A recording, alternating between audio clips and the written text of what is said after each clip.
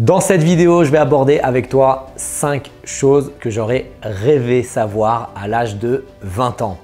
Alors, je ne suis pas bien vieux, j'ai presque 40 ans, mais il n'empêche que 20 ans d'expérience, c'est quand même énorme dans une vie et je vais te révéler ces 5 choses dans cette vidéo. Mais avant cela, ce que je t'invite à faire, c'est rejoindre ma liste privée d'emails pour recevoir régulièrement des emails sur le thème de l'inspiration et le développement personnel pour pouvoir être la meilleure version de toi-même, sur le thème de la self-défense et du Krav Maga et sur le thème bien évidemment de l'entrepreneuriat. Alors la première chose que j'aurais rêvé savoir à l'âge de 20 ans, c'est fais ce que tu veux. Ok? Fais ce que tu veux, c'est vraiment très important. Moi, globalement, j'ai fait ce que je voulais. J'ai voulu aller à l'armée, j'ai été à l'armée, j'ai voulu vivre du Krav Maga, j'ai vécu du Krav Maga. Donc, on peut dire que globalement, j'ai fait ce que je voulais. Sauf que j'avais énormément de conflits intérieurs par rapport au modèle familial dans lequel je vivais, où j'avais un frère avocat, enfin j'ai toujours un frère avocat, un autre frère expert comptable, un papa avocat, une maman avocat, etc.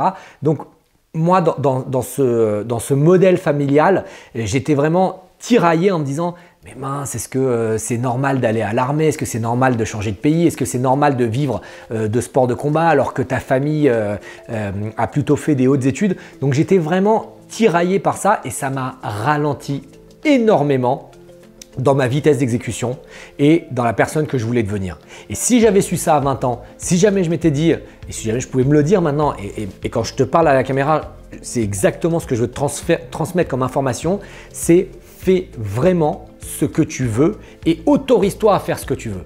D'accord? C'est-à-dire que la plupart du temps, donc là j'ai donné l'exemple des parents et du contexte familial, mais ça peut être aussi les amis que tu fréquentes, ça peut être aussi les gens qui ont de l'influence sur toi. Ils vont transmettre sur toi leurs propres croyances limitantes. Okay? Et si tu rentres dans ce jeu-là, eh ben, tu ne vas pas faire ce que tu veux. Okay? Donc retiens ça, première règle, fais ce que tu veux. La deuxième règle, c'est fais ce que tu veux, mais sois le meilleur dans ce que tu fais.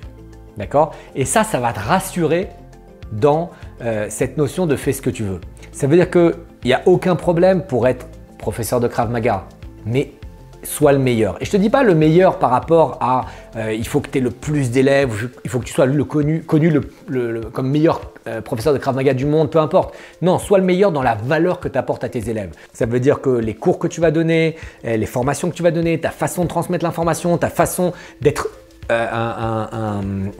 quelqu'un avec des bonnes valeurs envers tes élèves, c'est ça qui est important. D'accord? Ça veut dire vraiment mettre du cœur à l'ouvrage. Et si tu as envie d'être le meilleur dans ce que tu fais, si tu as envie de faire ça de la meilleure façon, bah, tu ne vas pas avoir l'impression de travailler. Il y a une phrase que je dis souvent, c'est si tu trouves quelque chose que tu aimes, un métier que tu aimes, tu n'auras plus l'impression de travailler toute ta vie. Moi, à chaque fois, quand je fais ces vidéos par exemple, ou quand je donne des formations, parfois je donne des formations pour devenir instructeur de Krav Maga qui durent 24 jours. 24 jours, 8 à 10 heures par jour. Pas une seule fois, j'ai l'impression de travailler. Okay? J'ai l'impression de partager ma passion, j'ai l'impression d'aider les gens, j'ai l'impression de faire quelque chose qui va avoir un retentissement sur énormément de choses dans la vie des gens qui vont transmettre ces informations. Ça veut dire que moi, j'aide mes instructeurs, mais mes instructeurs, ils vont aider des centaines et des centaines d'élèves. Donc, je n'ai pas l'impression d'aller au travail, je ne supporte pas ma vie, mais c'est plutôt ma vie qui me supporte. Et ça, c'est excessivement important. C'est-à-dire que ce n'est pas un poids sur mes épaules, mais c'est moi qui vais avec ma vision, avec mon envie, avec mes projets vers la direction que je veux. Donc, c'est important pour cette deuxième règle de faire ce que tu aimes faire, mais fais-le bien. La troisième règle importante, c'est sois fier de ce que tu fais. La plupart du temps, et ça c'est un biais du cerveau humain, on a plus la tendance et la facilité à se rappeler les échecs, les erreurs et là où on n'est pas bon plutôt que d'être fier de ce qu'on fait. Et ça, c'est terrible parce que encore une fois, moi j'en ai beaucoup souffert pendant toutes ces années où je me disais « Ah ouais, mais j'ai pas fait ci et j'ai pas fait ça et j'ai pas fait machin ». Et parfois, dans les études que j'ai fait, dans les livres que j'ai lus, dans les formations que j'ai suivies, On m'a beaucoup parlé de la reconnaissance, de la gratitude et du fait d'être fier de ce qu'on a fait. Et quand je me pose et je me dis, mais tu as quand même écrit un livre, il est là, un livre best-seller sur le Krav Maga avec des centaines de commentaires positifs sur Amazon. Ça, c'est pas un incident, c'est quelque chose que tu as créé, c'est quelque chose que tu mérites parce que tu l'as vraiment fait. Tu as quand même une chaîne YouTube avec des dizaines de milliers d'abonnés. Ça aussi, c'est pas par hasard. Donc, c'est que tu influences, c'est que tu aides des dizaines de milliers de personnes.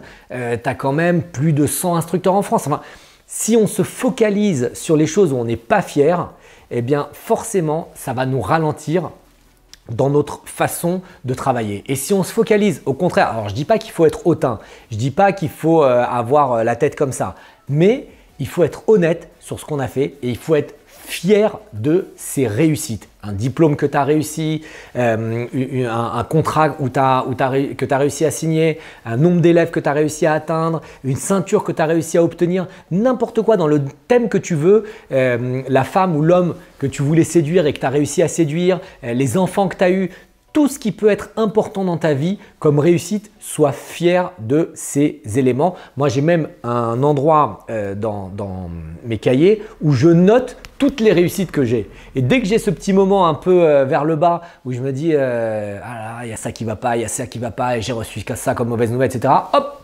tout de suite en une seconde, je sors cette liste, je lis cette liste, ça me remet le sourire et ça me remet dans une bonne énergie pour pouvoir avancer vers l'avant. Quatrième règle importante, c'est écoute les gens qui ont réalisé ce que tu veux réaliser.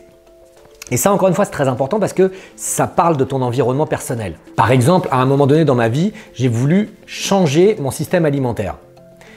Évidemment, la première chose que j'ai fait, c'est aller chercher quelqu'un qui a eu les résultats que je voulais, qui mangeait bien, qui faisait du sport, qui avait des beaux résultats, ça se voyait sur lui-même, qui avait toutes les valeurs que je recherchais. Donc là, ça te paraît trivial peut-être quand je te dis ça, mais sache qu'il y a des gens qui vont voir d'autres gens en surcharge pondérale pour demander des conseils en nutrition. Et la personne qui est en surcharge pondérale, qui est obèse, va dire ah, tu ne devrais pas manger ça, tu ne devrais pas manger ça, etc., etc. Si par exemple, je te donne un exemple sur l'investissement immobilier, tu as envie d'investir dans l'immobilier, ne va pas voir ton père ou ta mère ou un confrère ou un collègue ou ton environnement proche si eux n'ont jamais investi dans l'immobilier pour leur dire qu'est-ce que tu en penses si j'investis dans l'immobilier. Va parler à des gens qui ont investi dans l'immobilier. Tu veux monter une boîte. Si tu vas voir un copain à toi qui est salarié, va pas lui dire qu'est-ce que tu en penses si je monte une boîte. Va plutôt voir quelqu'un qui a monté plusieurs boîtes, qui a eu une réussite, qui a fait ce que toi tu veux faire.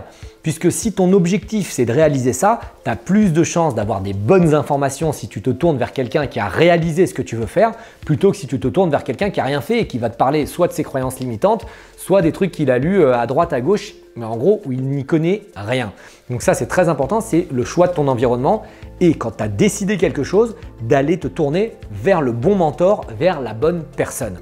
Quand j'ai voulu écrire un livre, le livre de Krav Maga sur la self-défense, je me suis tourné vers une personne qui avait écrit des best-sellers. Et j'ai été son élève pendant plusieurs mois pour pouvoir apprendre à écrire un best-seller. Et il n'y a pas eu de surprise, le livre il est devenu best-seller directement. Okay. Donc si tu veux faire quelque chose, tourne-toi vers les gens qui ont réalisé ce que tu souhaites faire. Et pour finir cette vidéo, je vais te parler de la 5e règle que j'aurais rêvé connaître à 20 ans. C'est forme-toi, forme-toi, forme-toi, forme-toi, c'est-à-dire investis sur toi-même, d'accord? Investis sur toi-même au travers de livres, au travers de formations en ligne, au travers de séminaires, au travers de stages.